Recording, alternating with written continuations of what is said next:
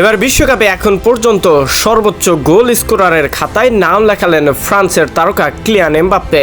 গোল করেই উস্কে দিলেন আর্জেন্টিনার পোস্টার বয় লিওনেল মেসিকে।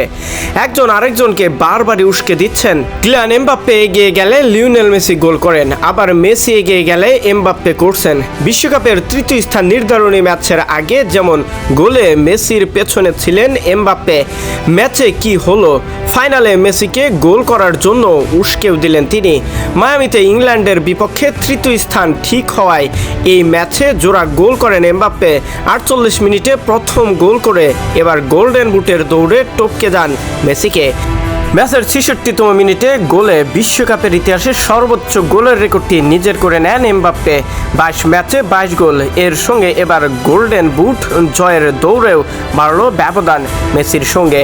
আর্জেন্টাইন কিংবদন্তির 8 গোল 4 অ্যাসিস্ট, এমবাপ্পের 10 গোল 4 অ্যাসিস্ট।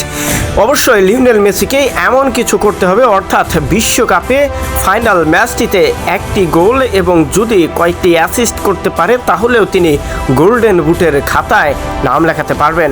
আর অপরদিকে যদি 2টি গোল করতে পারেন তাহলে তো আর কোনো বলারই ভাষাই রাখে না।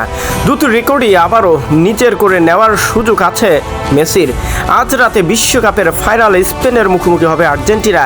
এমবাপ্পে বিশ্বাস এই ম্যাচে মেসি গোল পাবেনি। গোলের রেকর্ড ভাঙার দারুণ ও দৌড়থে ব্যাপারটাও ইতিবাচক অর্থেই উস্কে দেওয়া হচ্ছে লিওনেল মেসিকে। ফাইনাল ম্যাচটিতে এখন দেখার বিষয় স্পেনের বিপক্ষে লিওনেল মেসি কতটুকু নিজেকে মেলে ধরতে পারেন, নিজের জন্য এবং দলকে আসলে কি দিতে পারেন সেটা এখন দেখার বিষয়। শহীদুল ইসলাম শহীদ, স্পোর্টস ডেস্ক।